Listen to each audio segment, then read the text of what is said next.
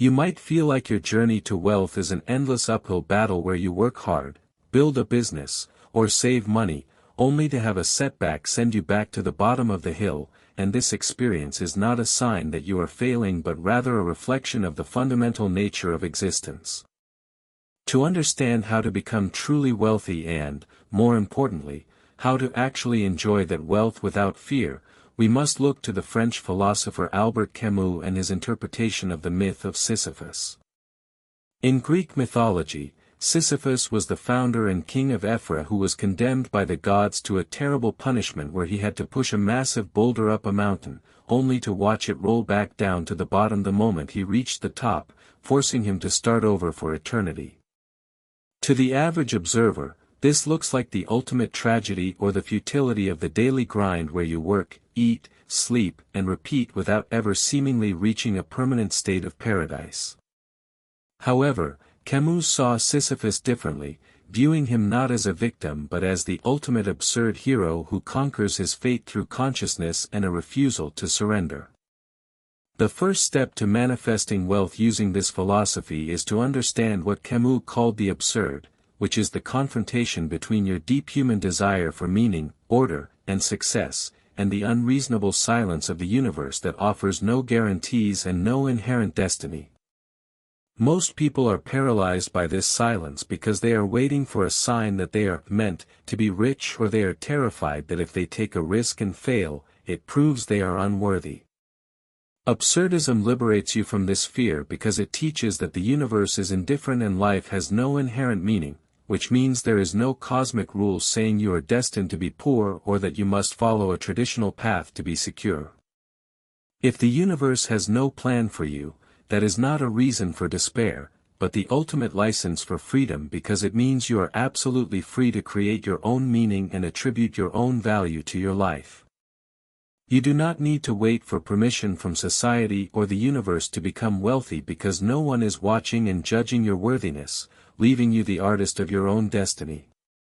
Once you accept that there is no grand script you have to follow, you unlock what Camus called absurd freedom, which allows you to take massive risks and chase huge financial goals with a sense of playfulness rather than anxiety.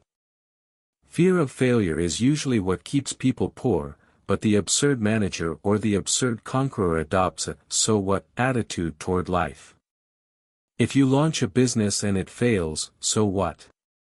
If you lose money on an investment, who cares? In a meaningless universe, these failures are not judgments on your soul or signs that you should give up, they are just events in a chaotic world.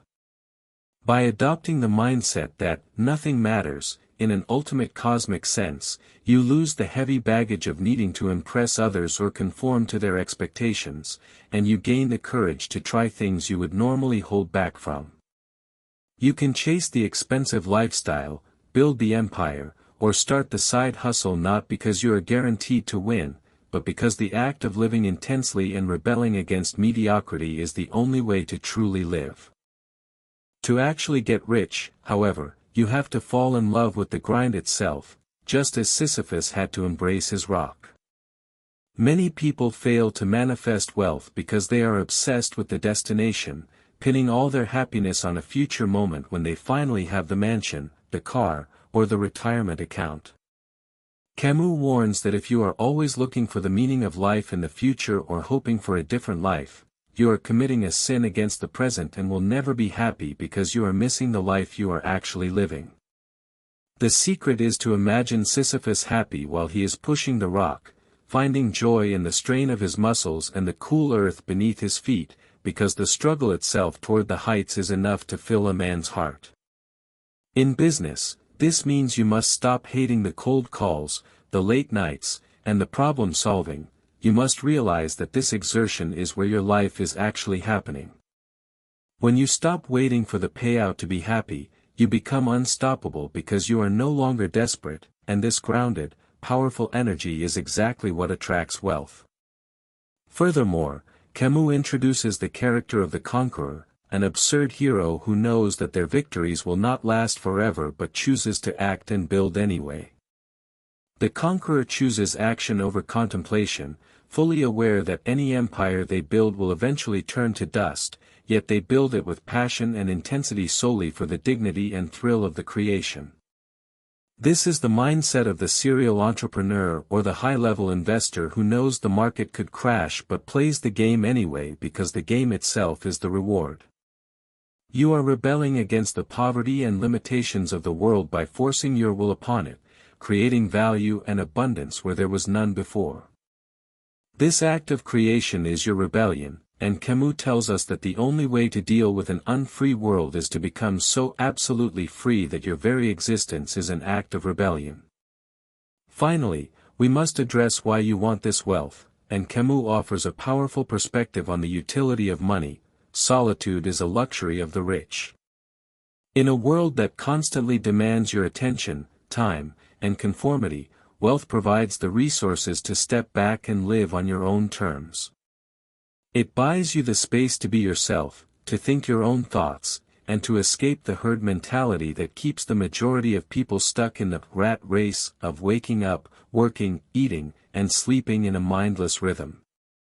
However, you must not fall into the trap of thinking money will solve the absurdity of existence or give you a permanent escape from the human condition.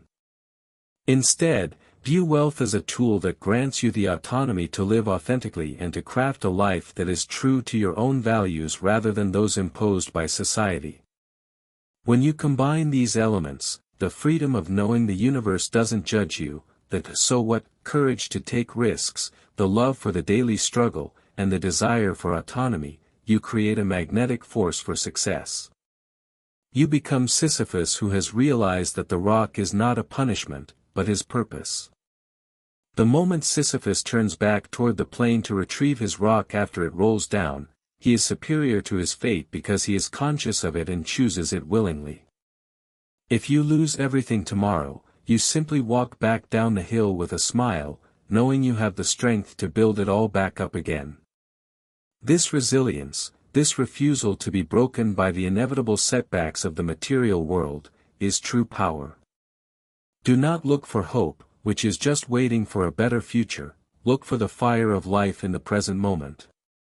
Push your boulder with pride, create your empire with defiance, and realize that in a world without inherent meaning, you are the king who gets to decide that your life is about abundance, creation, and joy. One must imagine Sisyphus happy, and one must imagine you, rich and free, enjoying every step of the climb.